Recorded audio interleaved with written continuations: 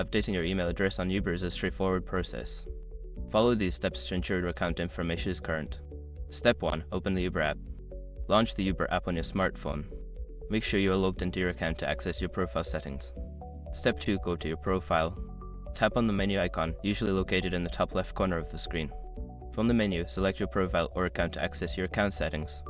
Step 3. Select Settings. In your profile or account section, look for the Settings option. This is where you can manage your account information, including your email address. Step 4. Update your email address. Find the field that displays your current email address. Tap on it to edit and enter your new email address. Make sure to double-check for any typos. Step 5. Save changes.